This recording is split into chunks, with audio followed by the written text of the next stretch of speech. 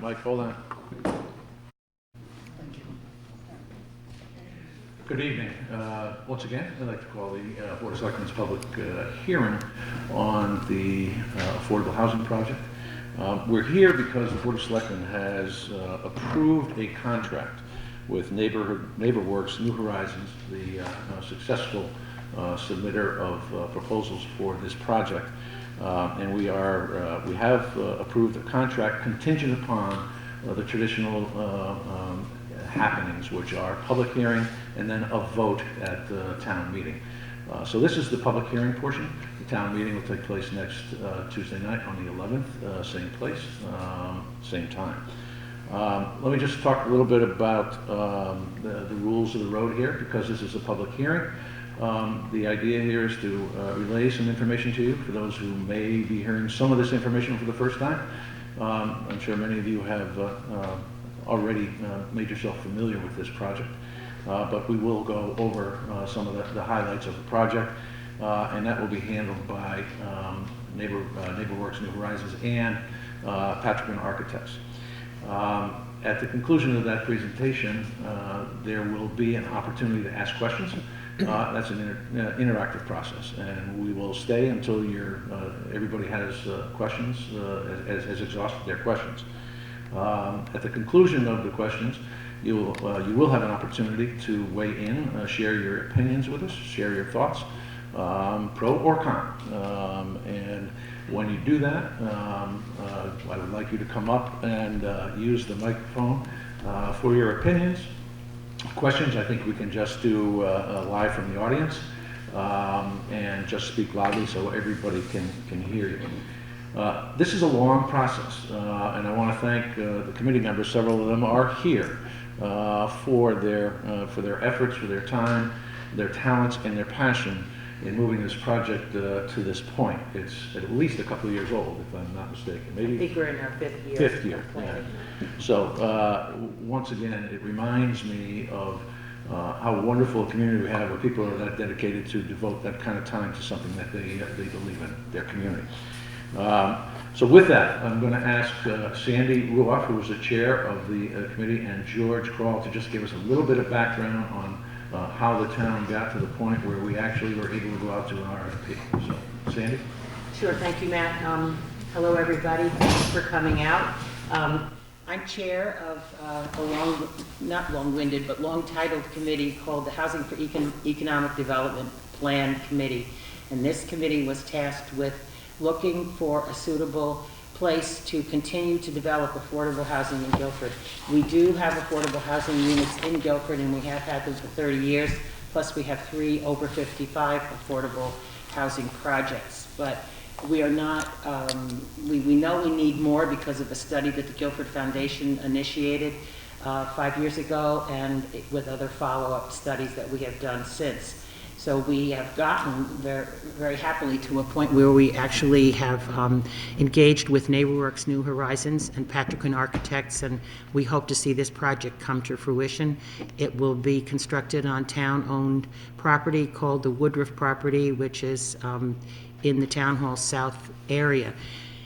I just want to acknowledge the members of the committee, and then I'm going to let George go on from there. So the committee members seated in the audience are Mary Jo Kessner, Scott Edwards, Christy Rubendunce, Reverend Harrison West, Ed Seibert, and Rob Curry is not here, and Peter Palumbo is not here. Here he is. Oh, he is. Oh, I'm so sorry.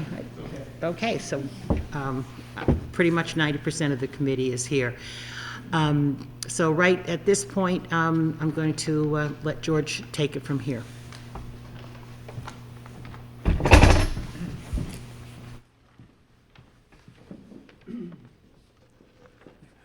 Thank you, Matt and Sandy. I'll be very brief, and I'll also then introduce representatives of NeighborWorks, New Horizons, and also Patrick Architects to describe the project in a little bit more detail.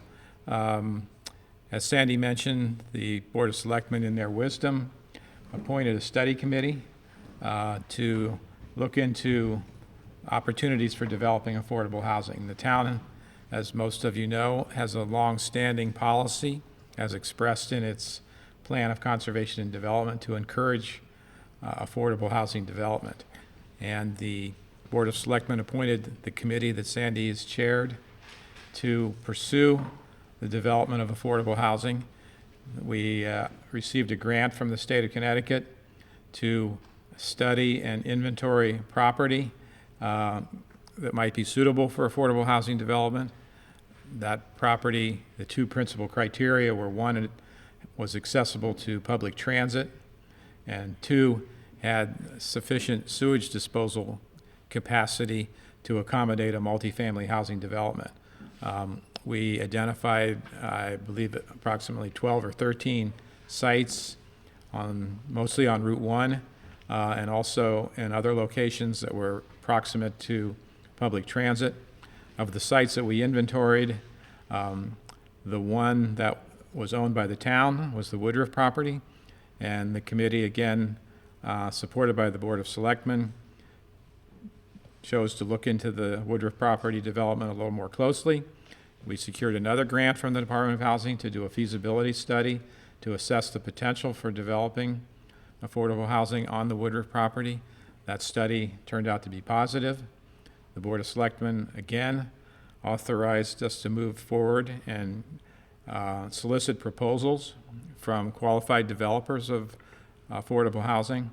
The committee undertook an exhaustive process to review proposals from 4 or 5 nonprofit housing developer groups. After exhaustive interviews and review of proposals, we recommended NeighborWorks New Horizon as the organization we thought was most appropriate to carry out this project. We recommended that group to the Board of Selectmen. Again, they agreed, and they then proceeded to, with the assistance of our able attorney, who's in the back of the room, Steve Mednick, identify yourself, Steve, negotiated a very exhaustive contract with NeighborWorks. The Board of Selectmen approved that contract a couple of weeks ago and set in motion the process that we're engaged in right now. The public hearing is tonight to review the project one more time for you, and also to undertake and consider the comments that you might have and to try to answer your questions. Without any further ado, I'll next introduce Tom Cruis, who is the Executive Director of NeighborWorks, and he can take the program from there.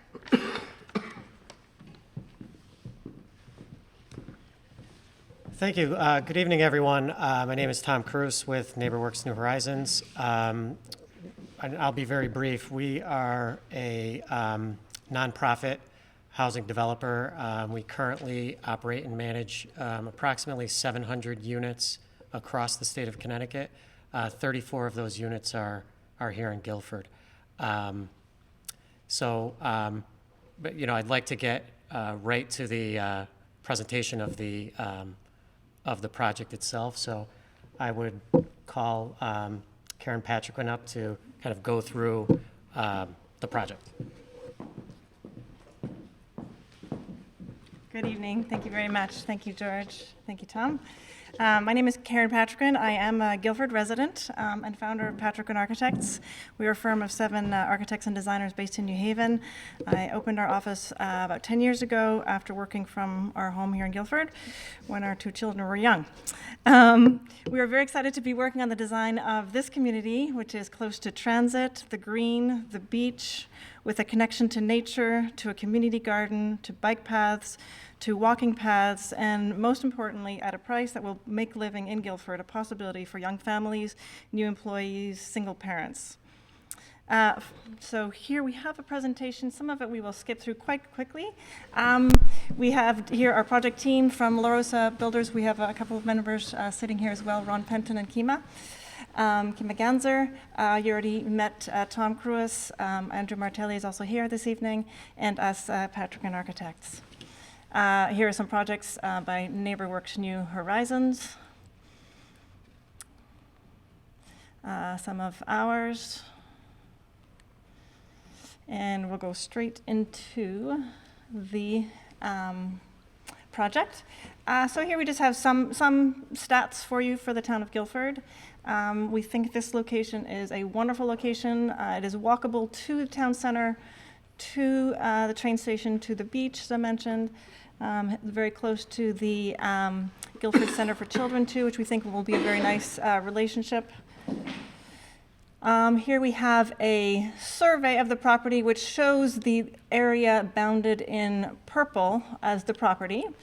You can see that let's see if we can get this to work. Yes, the Center for Children is up here. This is currently the food center. This is Rollwood Park. This here are residential neighbors. This is the driveway with Public Works, and to the north over here, the Henry Whitfield Museum. So this is Old Whitfield here. You can see that on the property, there's a large area. Here is Sluice Creek, and around it then are areas of wetlands, which we can't build on, but then that will create wonderful views and a meadow. The setbacks then are shown in the blue. And the first part of the study was to look at where the septic would be, so we are locating the septic in this area. This is an area here that was previously landfill, and we will not be touching that area either. Here we're showing where some of the views might be because, again, that area that cannot be touched, we're calling it the meadow with the wetlands beyond, and some of the connections to the town green and the train station, Jacobs Beach.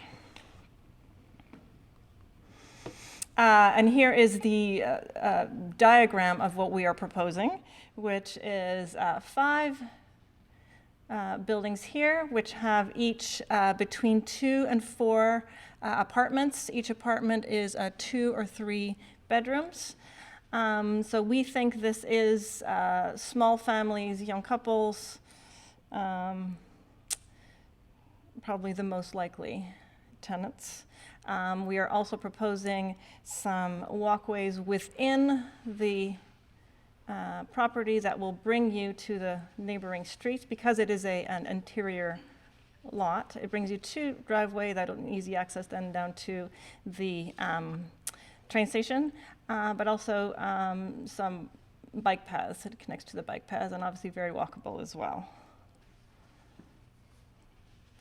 Here then is one of our renderings of the area, again showing those buildings, some of the existing buildings as well. And on the property, we've located some areas that we started to name. So we have this community garden here, and last time we presented, there was a group that was very interested in helping us develop that, which is very good because that means that there's going to be care and attention to that garden. A pine grove, which is also providing privacy between the residents and the community, the Guilford Center for Children. This area here is meadow, and that'll be maintained to have low grasses only. And these walking paths, a little patio area here, possibly barbecue, picnic tables type of things, and this area here that we're calling the perch, just an area to gather some benches. Here we are hoping to locate a solar array that will provide a portion of the power needed for the project. And again, the Rollwood Park here, which then could have a connection then to, walking here and into the community garden. So that's kind of a nice connection from the green, walkable down to that community garden. Here are some plans of the various buildings. Some of these are, again, 2 bedrooms. Some of them are 3 bedrooms. They all have an entrance from the street. The ones at grade will be wheelchair accessible. There are other apartments above on the 2nd floor. Each of these are 2 floors. They will be accessed with a staircase, so not wheelchair accessible. And they all have views to the back as well, to the meadow and wetlands beyond with porches. Here is a view then roughly from the corner of Old Whitfield and Stonehouse Lane. looking at our version of Rolla Park with the meadow beyond Sluice Creek, the Center for Children, and the 5 new buildings, solar arrays over here, and those walking paths that we talked about. So the green is that way, the beach is that way. Next, a view from the opposite side. So this is looking from the meadow side. So you can see some of these porches that we are proposing so that everyone has a nice view and a place to sit in their, on the back side of their apartment. A view from Rollwood that shows you a possible then connection here to that community garden. And a zoom-in view of the community garden between those buildings there and the beginning of some of those walking paths. Another view of the back side, it shows you the backyard and meadow, which shows you some of the language based on many of the Guilford houses in the area, with gable roofs, porches, clapboard.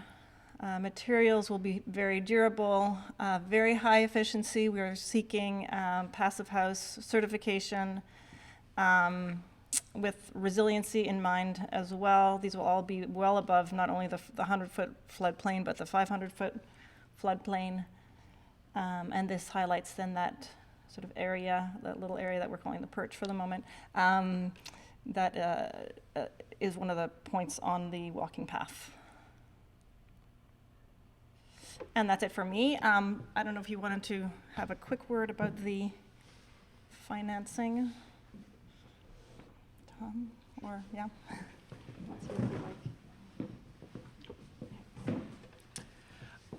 So I know it's tough to see. So we're looking at a total development cost of approximately about $5.5 million, with potential funding sources including the Federal Home Loan Bank, Department of Housing, energy rebates, CHFA. We have the town of Guilford through the donation of the land, and so that's pretty much the sources. I think Ron can come up and speak to the construction costs and give a kind of an outline of those costs.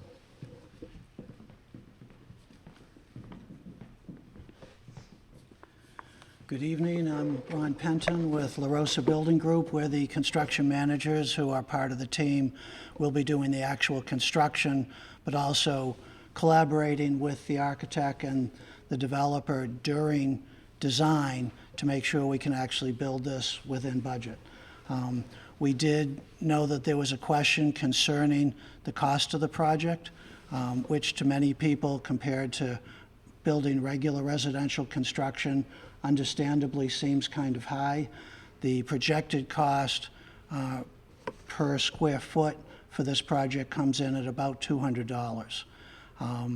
Now, there's a couple of reasons why those costs are higher than you might expect from a normal home. One is that, as Tom mentioned, because of all the different funding sources, they have quite an extensive list of design features that they require be incorporated in the design. Chaffer in particular, who we have built hundreds of units for, has a lot of very strict rules and regulations that Karen's office has to follow in the design, and they all have a cost associated with them. As Karen mentioned, we're also constructing this to what's called Passive House standards. What that means for people who aren't familiar with passive house is that it's super insulated. It has much more insulation and energy efficiency features than a typical house would, and far in excess of what building code requires. All of that is done because it's going to result in much lower energy costs to keep these units operating, both heating and cooling, but it does come with a cost in construction up front. The third factor is that, and this was discussed when we interviewed for the job, about whether or not pardon me, these units could all be or should all be constructed in one single building, or like they're currently shown, in 5 separate buildings. The simple truth is that building all of these in a single building would save money, but everybody, for the obvious aesthetic reasons, indicated their preference that it be smaller individual buildings. So those are the 3 major reasons why the costs are what the costs are. We've done about 2,200 of these type units, so this isn't our first rodeo. We know usually what the costs are going to be. We just finished a project in a single building in Clinton about 2 or 3 years ago. They came in at about $180 a square foot, but that was not built to passive house standards, and it was all in a single building. We're currently doing 78 units in New Haven for the Housing Authority, and those are coming in at about $220 a square foot. So we're right in the middle of that range right now. Of course, the fun part is these aren't actually going to be constructed until 2022. That's how long the process takes. We'll be spending this year doing design, and then it goes in for funding approval. If we get approved in 2021, it takes the state almost a full year to issue contracts to allow us to get going. So most of the construction will occur during 2022. So we are forecasting costs 3 years out. But that's what we have to do in order to put this funding in. So that's the, hope I didn't go on too long.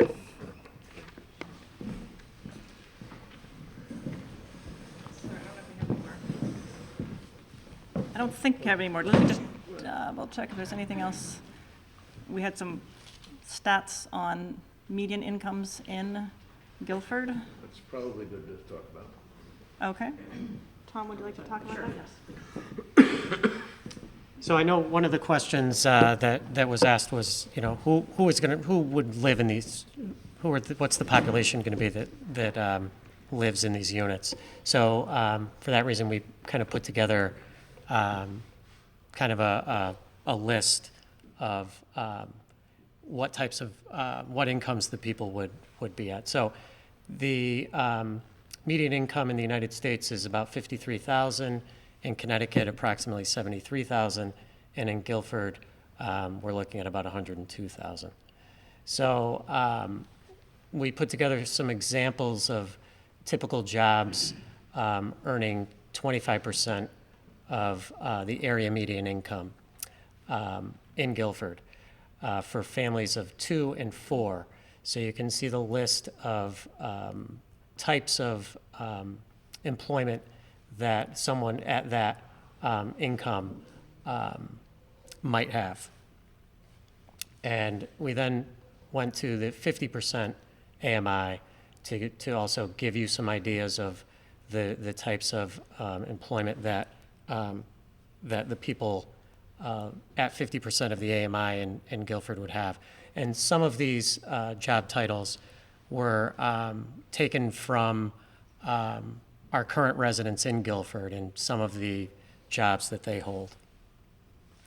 And then we went into 80%, and again, for families of 2 and 4, the types of jobs that people at that AMI category may have.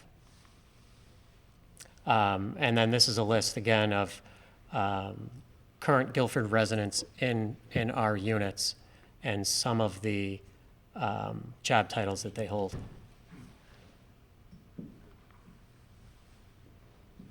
Project schedule.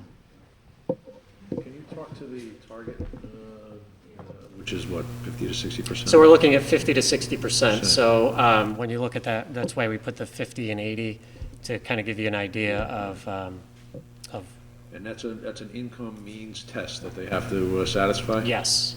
Yeah, so we have a compliance department that income certifies all of our applicants. And I just saw something on there, the small print that most everyone probably couldn't see, but the average rent for one of these units is going to be in what, a little over $1,000, is that? Approximately, correct. Does anybody have an idea of what two-bedroom or three-bedroom apartments are going for in Guilford at this point? More than that. Significantly more than that, correct? I know there's some real estate folks in the audience, so, right. That's well below, that's below Right. market price, right? And obviously, And that's they have why, to be below market price. Right. To qualify for the type of funding that you're getting. correct. So Tom, just to repeat, between the 20 to 80% range, you could have a two-bedroom unit where people might be paying X dollars of rent, and a two-bedroom unit where people might be paying a different amount for the same, I mean, depending on their, as Matt said, their own income means testing. Is that correct? Correct. Yeah. So there's a form of subsidy, but it varies depending on what the person's what the person's income plays in this. Well, there's not a subsidy attached to the, necessarily attached to the rent, but we do, the rent that is charged is based upon the person's income. Right. So my questions are the logistics of that. I mean, so at the initial application, people have to provide financial information, and before they get to the next step, they need to fall into that range that you described. So normally what we do is a pre-application where people volunteer what their income status is. And then as we move through the application process, they're required to provide additional information, and we do third-party verification and make sure that those. I was going to say, who does that? Who does that process? So there's an outside vendor, Well, we have a compliance department, Okay. and so we handle that in-house.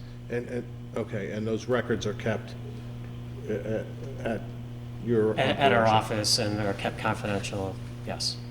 The other question that I know is in people's minds and has come up over and over again in the 5 years that we've been working on this, but it never hurts to clarify it again. Because of, I believe, and you can tell me if I'm going off on this, I believe one of the considerations is because of federal and state funding, people who apply are not necessarily only, they certainly Guilford people may apply and can live there, but it's open to anyone. Correct. There is So not a that- residency requirement. Right, there isn't. Fair housing laws would not allow us to limit the applicants to any geographic location, but we normally advertise within the community and, of course, encourage those within the community to apply. And that's really what our mission is, really to improve neighborhoods and communities. And so the goal is that there's a need here for people that either live in town or are from the town. And so that's really what we're trying to address, but again, we can't limit it to those people. And in your experience with the houses that you manage in Guilford and in neighboring towns, you said it often falls, even though it could be somebody from Washington State applying, Right. it mainly is people from the town itself or very near perimeters. Is that kind of the school of thought? Correct. And in Guilford, we have very little turnover, so most of the residents that we have in our current 34 units are long-term residents that have been with us for many, many years.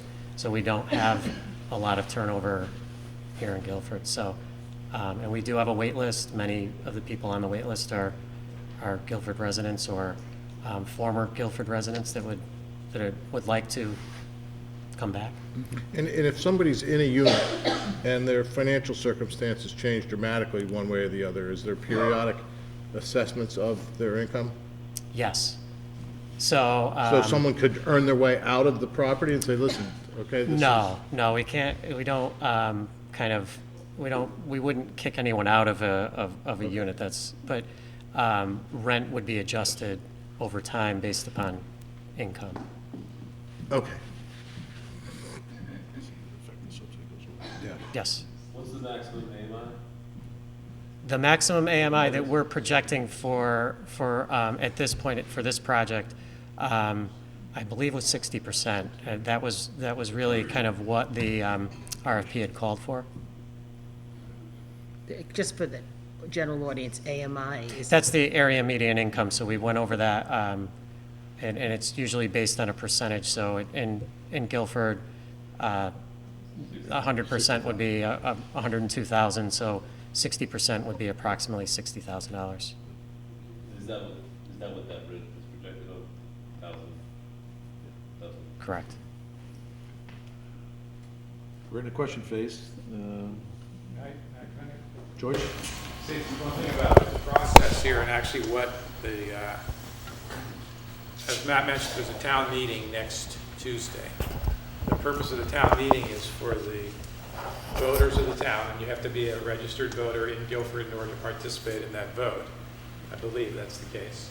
To vote on transferring the property that subject Karen described to NeighborWorks, subject to the provisions of this 80-page, I think it is, Steve, agreement between the town and NeighborWorks. If the town meeting approves the conveyance of this property, then the developer is authorized and required to move forward with all due diligence to carry out the project. And they will do the fundraising and the grant searches that were described briefly. And the time frame is, I'm sure, carefully worked out, as was described.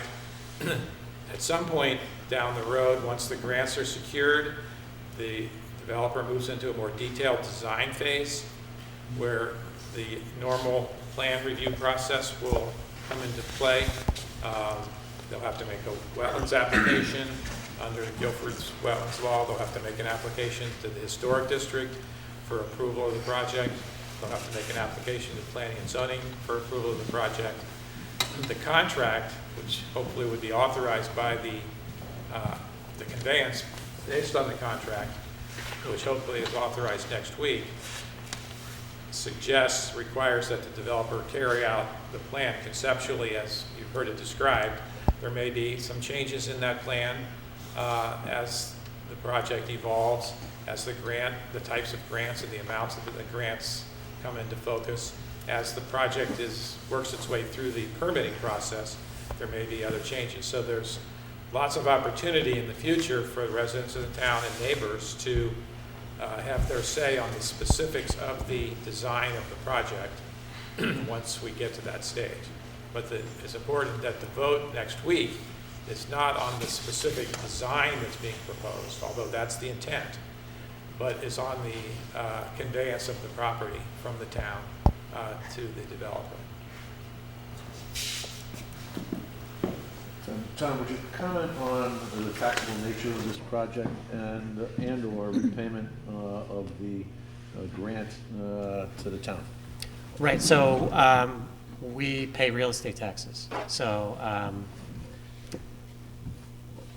that simple as that. Let's do a little back of the napkin math. Sure. This is a $5.5 million project. Correct. If our assessor is generous, let's call it $3 million, right? Mm-hmm. At 70%, that's $2.1 million. At the third, rounded to 30 mils, that's a $60,000 a year tax bill. And that's at a generous, I think that's at a generous assessment. Wouldn't you say? I would. Yeah, I think your numbers already account for something more than that, Right. would be my suspicion, right? Okay. And then in terms of the repayment, with the repayment of the grant, or is there any payments towards the town once you have satisfied your obligations with the state and your lenders? Is there any repayment of the loan of the property? We don't have that in the proposal, right? Just wanted to make sure. Right, okay. Because there was some discussion about that early on. Okay. In the back. Because I have a simple question. I see from one of these pages here that you're expecting 36 bedrooms. Is that right, folks? That's what it says. Yes, okay. I'd like to know where the cars are going to go.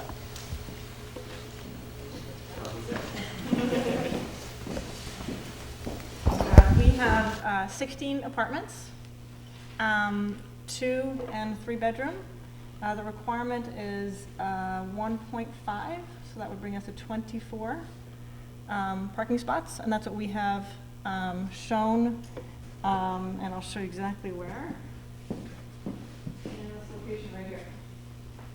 So you have 24 spots in this location right here for the apartment. Some people have told us that may not be enough. Tom's experience with NeighborWorks is that that really works out to that, and there's not usually an issue, certainly any other properties in the area. Then, are these, the folks who come to be our neighbors, are they prohibited from buying extra cars? And say they're, you know, they're in affordable housing because that's what they need. Mm-hmm. Well, as they begin to do better, which we hope that they will, they may want to buy an extra car. Now, if you have 24 spaces, I think you have to ratchet that up to match the number of people who are going to be living there. I don't think we can assume that 24 or even 36 are going to stay, unless, of course, that's written into the agreement with the tenants.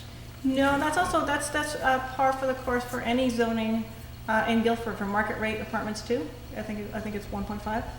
That's the zoning requirement. For zoning requirements, which is, and then, so typically people design two zoning unless there's reason not to. Well, Go ahead.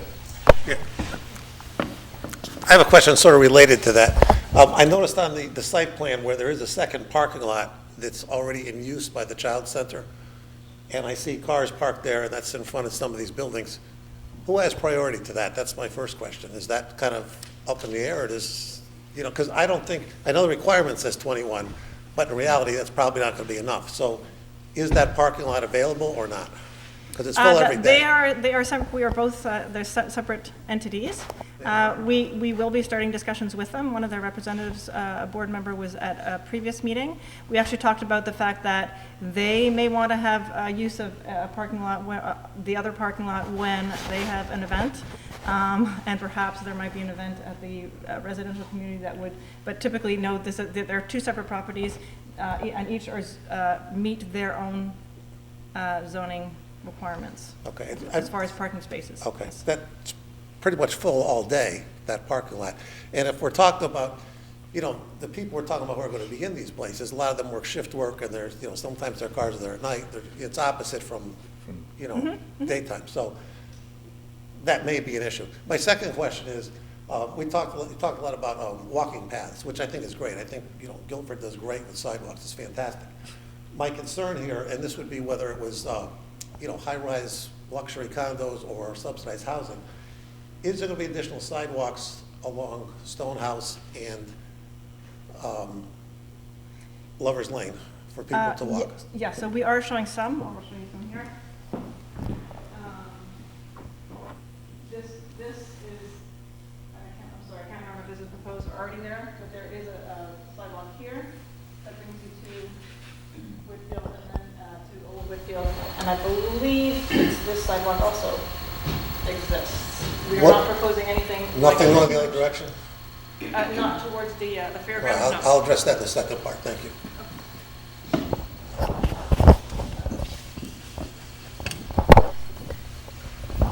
Hi. I'm also wondering about the trees that you have proposed as far as putting a sort of perimeter between the property and the children's center. Yes.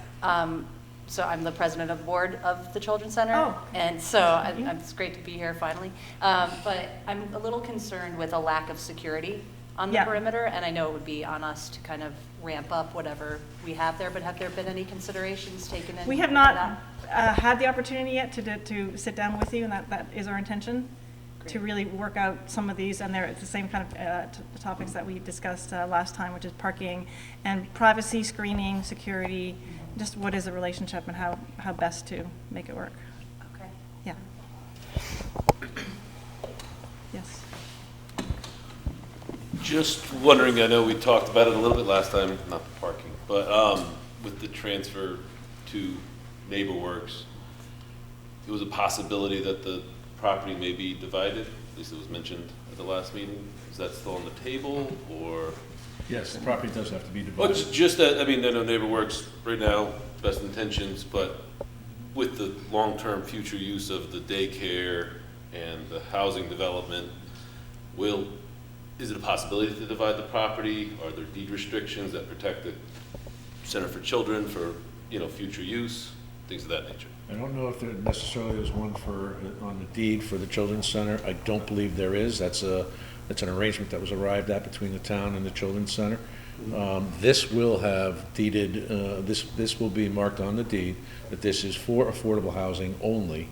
And that deed, that restriction goes in perpetuity from what I understand. But what about the Center for Children's Well, ability to that would be operate excluded from that. We're gonna cut that off. There'll be a survey done, and the town will retain the ownership of the other piece of that. Okay. And there is some discussion that the town may retain an ownership of where the photovoltaic array potentially might go. And that's because the rightful concerns they have, that is an old capped dump site. Yeah. Has the Right. historic district weighed in on this? Not as yet. I just want to correct, I think this is going to be under review of the Design Review Committee. Historic district. It is Historic District? Yes. Okay. So no, we have not gone through that process as yet. But we will have to, we will. If it's in the historic district, it will definitely be one of the processes that the project will adhere to. When is that going to be happening? In other words, is it the beginning of the process, or after everybody's all the work, and then they say, oh, we don't want it here? No, that's very much in the schematic design. So our very first step after next week, assuming that everything goes well, is to go through the site plan reviews. And in order to get to site plan reviews, we want to make sure the design is right. So we want to reach out to neighbors, we want to reach out to and respond to some of the comments that we have been receiving. And then we go to site plan review, which is a whole process. It includes wetlands and everything else that George mentioned. And then there's continuous revisions based on comments from those various committees. Other questions? In the back? Limited to the number of occupants per unit? 20 people move into one, or?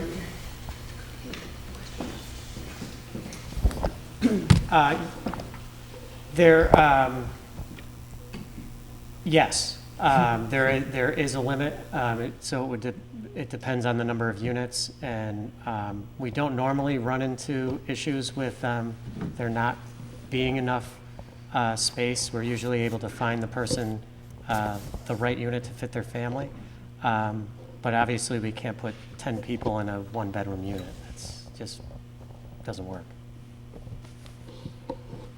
I'm intrigued with the parking question. Sure. Also, is the number of spaces constrained by available space, or is it a function of, okay, we could add 10 more spots, but it would add another layer of expense? What's the constraint around the parking? It's really interesting. It's a topic that's really, really interesting for all planners in this state and elsewhere. Some places are actually saying you do not need parking, in the hopes that people will have fewer cars. Right. And now you're going to have driverless cars, or making parking places smaller. There's a lot of debate which way things are going. Typically, we find that if you follow zoning, it actually does end up working out. And that's, if you look at any apartment buildings that are. I've seen some analysis along the lines of commercial parking lots are grossly underutilized, like, most of the time. And is that sort of are you saying that's something in the design community that is under discussion? Yeah, it's interesting. If we show more than zoning, people will say, oh, you're designing a park, you're designing an asphalt landscape. So there's kind of a sweet spot. One thing that we can do is we do have a little area to the south. We could create overflow parking, which might have a different finish to it. It might be gravel instead of the asphalt. That's a possibility. And as long as we design for it up front and leave the space for it, it's something that could either be added in the future or that is just there if necessary. So that decision is reached in a very thoughtful manner, it sounds like. This is not like... And early on, yes, and Okay. it's based on other projects, and I would assume other areas that NeighborWorks has worked in, and if there's anything else that shows anything to the contrary in Guilford specifically, if there's some sort of reason that there may be more or less need, we can look into that as well. All right, great, well, thanks. But I think it's important to say again that there have been some apartment complexes built on the west end of town, and you're saying that ratio of 1.5. This is not a special to affordable housing. This is No. the zoning rule of parking, whether it's a Yeah. luxury apartment or a very modest affordable. Yes, and if anything, sometimes zoning will allow a lot less if it's elderly, which is not this case, so it follows the general zoning rule. I mean, this is the kind of discussion that usually takes place, at the design review stage by the Planning and Zoning Commission and/or the Historic District Commission, and would be, worked out in fine detail then. There's lots of opportunities for expandable parking, as Karen described. There's also opportunities for shared parking. We try to encourage shared parking between users where there's an overlap between time of day. And maybe we would negotiate something with the daycare, if somebody alluded to earlier, where there would be some shared parking arrangements. And if it turns out you need to have more parking than the minimum required, the site plan can be adjusted to accommodate more parking. You have wetlands permitting that sometimes it gets invoked when you have to expand the parking lot. Those are all subject to the normal design review process. Sir. I'm assuming that you're not allowed visitors, Oh, that includes the visitors. so it's 21 parking spaces for visitors and residents. It's 1.5 per unit for both. That's including visitors. Yeah. Okay. Second question I have is about the drainage. You have a daycare center, and now you have additional housing units with 36 beds. I'm assuming maybe 1.5 person per bed like your parking. And is there sufficient drainage in the project? Yes, well, our engineer's not here tonight, but yes, the preliminary design is in our report, which is available on the Guilford website, and it will be designed to construction details through the process. By drainage, I assume you mean sewage disposal? You're referring to sewage disposal? Yes. Yeah, that's what. Oh, yeah, okay, sorry. That was the initial feasibility study that we did, determined that, based on the engineering analysis, that was the maximum number of bedrooms that we could provide sewage disposal for. That's what fixed the upper limit of this project.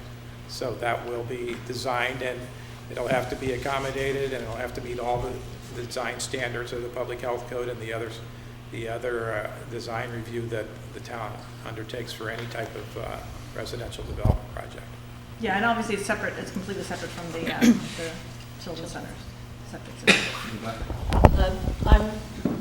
I wonder if the usual kind of checking about the traffic in the neighborhood, how it will be affected by this. In fact, how the whole area will be affected. It is a historic district.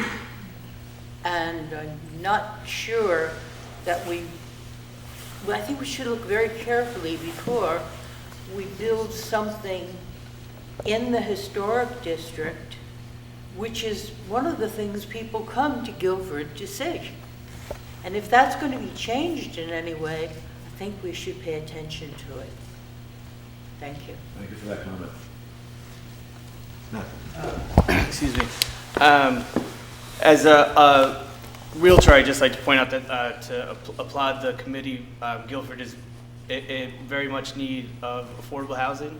I do have concerns with it, though, not just with the Guilford Center for Children being there, and inevitably there will be a parking issue, whether you try and restrict residents to one area of that.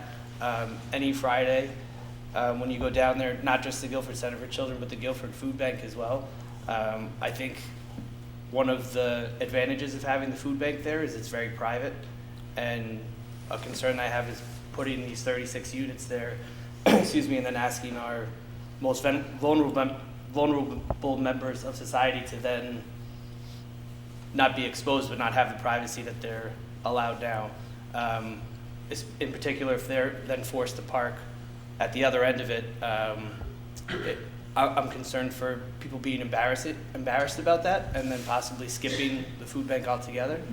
I also had a question for the construction. I believe you mentioned that it wouldn't start until 2022.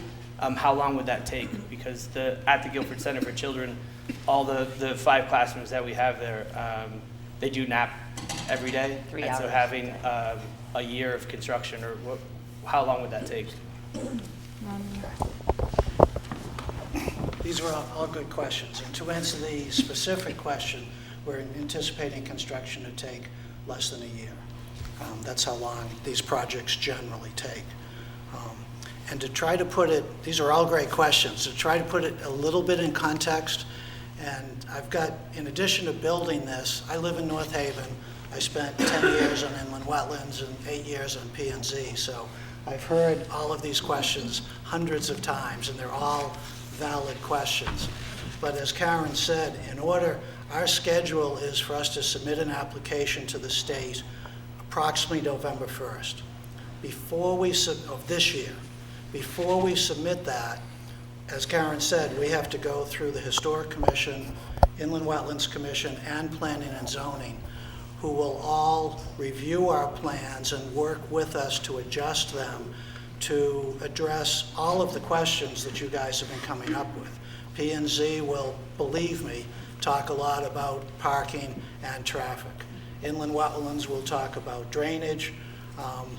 The Historic Commission will have their concerns too. So as the First Selectman said, all of these questions will come up and be addressed by their own specific commission, and that all has to happen before November, before we can apply, because the people that we're putting the funding requests into want to know that we've got all those approvals before.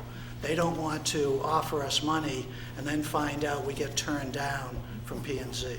So all of these questions will be addressed and will be adjusted if necessary. We have to start somewhere, and where Karen has started is what the zoning regulations and the parking regulations of the town of Guilford tell us to use. That can be adjusted up or down depending upon what P&Z coordinates with us on. So. Matt, just anecdotally, the Guilford Center for Children for 30 years was on Park Street next to the library. And when the library had its $8 million construction project and was closed for 15 months, those children were there that entire time, much closer to the noise and trucks and dust and whatever you have in a construction project, and we didn't have any problems. I mean, we worked very closely with the board, the then board of center, and the director. So, I'm not saying there won't be noise, but it already happened once in a much tighter space. Sure. I was just Yeah. more concerned with how long that process Right, would and be. thank you for reminding, I forgot to address the noise issue. I'd like to tell you won't know we're there, but you'll know we're there. We're going to make noise, it's construction. But we have La Rosa Building Group, in addition to building over 2,000 apartments, has constructed over 100 schools in the state of Connecticut, and many of them have been renovation projects while the schools are occupied. So the short answer is we know how to work safely around kids. And for those of you who don't know, in addition to our project architect being in Guilford, our project manager is here tonight, who's also a Guilford resident. So we're not going to make a mess in their town. So. Matt, I want to address the food bank one. That is a concern. There's no question about it. Although I would suggest there is some privacy exposure already with the fact that there's a daycare and there are people who see those folks coming in and out on a Friday. However, you're probably also familiar, if you take a look at that facility, we're in dire need of doing something much better and putting that in a better location and a better facility. So the facilities task force, which Bob Hartman is a member of, has already looked at that particular location, and I believe they've identified that should no longer be a food bank location, unless we were to significantly rebuild that facility. Am I speaking out of school? Make that recommendation. It's not our call, though. Understood. Mr. First Selectman. Thank you. Other questions? I just have one more. Sure. I know there's been a lot of questions on the parking, and I really don't think there's a lot of satisfaction or people are really comfortable with the parking. So I'm just looking, this question is kind of to the board. You know, the park is right next to this parking lot, and naturally, I think if there is an overflow and there's not enough parking, people are going to park in that park overnight. Is there reassurance from the board that that will be addressed by the police department? Yes. Okay. Thank you. Any other questions? I'm a little bit familiar with neighborhood works, but how I understand, after project would be finished, you're gonna be maintaining that, right? You're gonna be having funds to cover, like you said, you're expecting 60,000 tax revenue. Those rents not gonna bring you 60,000. You have 36 units? No, So- not 36 bedrooms. 24 units, right? 16 units, what is that? You're gonna have maybe 20,000, 25,000 from them in your revenue. So you're gonna get in grants or federal or state money to maintain those buildings? We would maintain them through the. You would have funds every year to cover all of that, you know? So, in addition to developing properties, we also manage properties. So we're a property management company also. So we would manage and maintain the. Because you don't have enough revenue from that, so it's kind of, just not profit, but here you would have to have funds sufficient to cover, maintenance, taxes, right, or whatever. So Correct. you have that. And I know you have property in Guilford, that's never been an issue, I know. Yeah. Other questions? Going once, going twice, sold. This is a portion where you get an opportunity to share your thoughts and opinions. Those who would like to do so, please come up to the microphone, state your name and address for the record. Anyone care to? Thank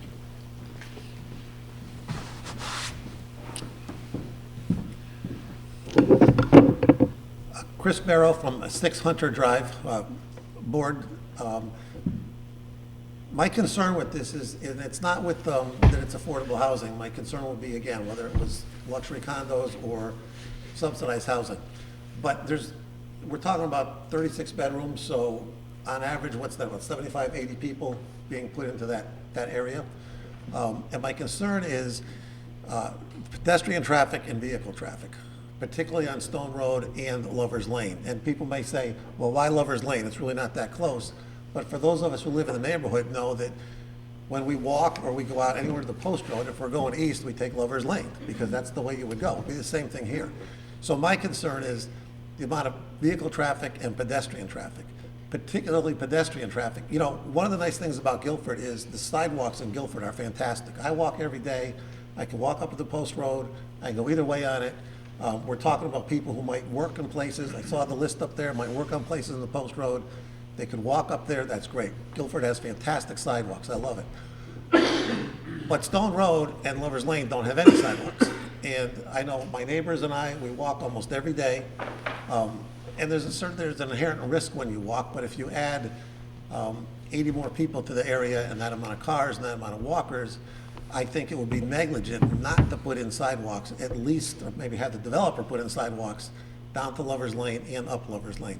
There's that blind curve on Lover's Lane, and if you're not familiar with it, please drive down there and try to go around that curve, particularly when there's a pedestrian there, because there's no, and there's not a criticism of the town, is that it's just that right now, there's no mirror there, there's no markings, so you come around that blind curve, and people who live there know what I'm talking about, and if another car's coming, it get a little dicey. Now, right now, there's not a lot of traffic. It's risky, but, is it that dangerous? It's a risk. But to add that amount of people to it, I think now it becomes negligent not to do something for the pedestrians and the cars in that area. That's my first thought. The second one is, I think you've heard, is the parking. There's not enough parking. And I don't want to defend the childhood center, but there's not enough parking. And my concern is that, you know, and I know the selectmen have said that the police department addressed it, which I respect.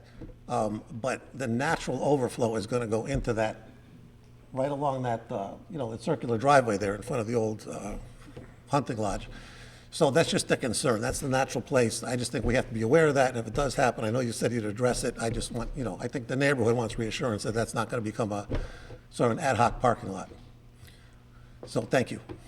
I'm going to take just a personal privilege, and not as to just do a counter to your point.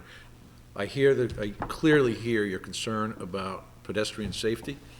You may or may not be aware that we have a task force called the Guilford Safe Streets Mobility Task Force, which is looking at exactly these kind of things. I will make sure that this becomes an important consideration for them to weigh in. They are going to be delivering to the Board of Selectmen a set of recommendations relative to how do we make our community safer for everyone, vehicles, pedestrians, cyclists, et cetera. The challenge that I think everybody understands with a rural, agricultural-based community that we once were, the roads weren't designed for what we have today. So that is the challenge. And I really like the idea of possibly extending some sidewalks in some direction and then tying that to the larger task force study. Okay. Other comments? Wow, here we go. It's a good crowd. Sorry. No, good. No, that's why we're here. Yeah, I've never been to one of these, so this is very exciting for me. Laura Davidson, 448 Jennifer's Drive. As we said, we stated kind of our concerns for the Early Childhood Education Center for Guilford Center for Children. Just wanted to kind of summarize them, mainly the concerns being the traffic, the added traffic within the parking lot itself, because there are children that actively walk from the school to the foundation as part of our kind of daily routine when it warms up. That's just something to take into consideration. Also, the construction noise as it impacts the daily activities, but also if it goes on for a year, you know, how it can impact the business itself, because we are a nonprofit as well. So we just want to make sure that it doesn't negatively impact that and the draw of the center. Also, the proximity of the housing to the center itself is a concern. I think in the initial renderings, it was a bit further off property. I'm not 100% sure, but I think it was more around here as opposed to right here. So we're just a little concerned about the proximity there because of children being in close proximity. Again, a security concern of ours. And then just the last one that I have is the drainage. We've experienced a lot of trouble with drainage, not septic, but actual drainage where we have flooding consistently on our property and have struggled to have any assistance to have that addressed. Although we have worked with the town several times, it's still an issue. So I am concerned that having the additional buildings there could possibly add to that challenge. But I am a proponent of affordable housing. My mother has lived at Sachem Hollow, has been an original resident since it opened, so I'm very supportive of that as a project in town. I'm just very concerned with the proximity to the center. Thank you.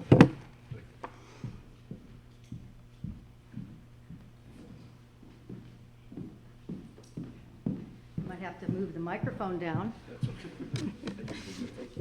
Okay, all right, I guess that's good.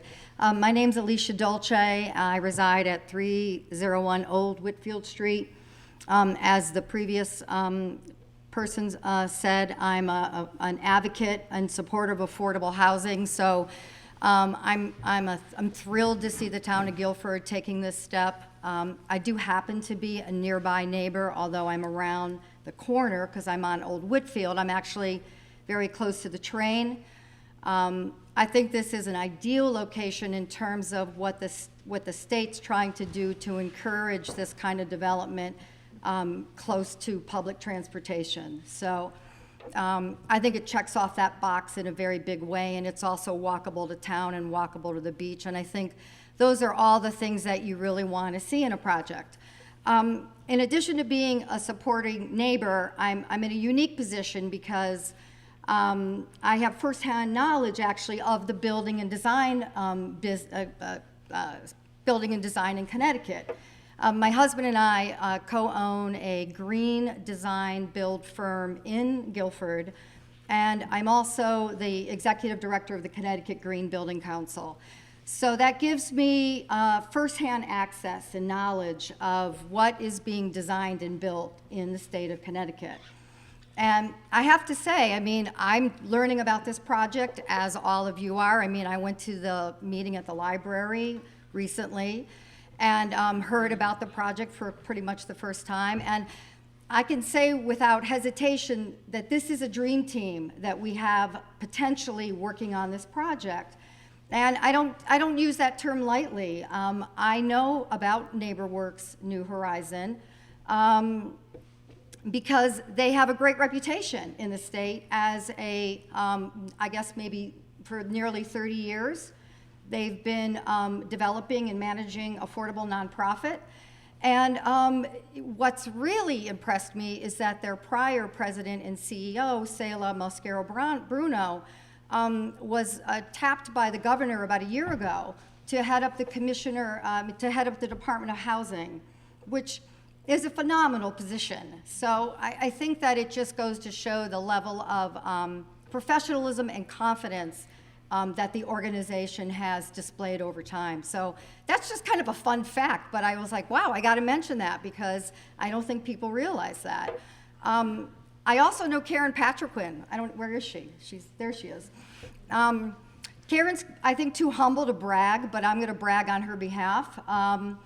Last year, her and her firm won I mentioned I'm the executive director of the Connecticut Green Building Awards, and last year, Karen's firm designed a project for the Slate School.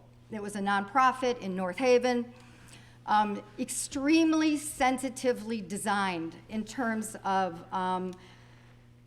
fit with the natural landscape. It's an environmentally based school. The level of the features, the environmentally safe materials they put into the project.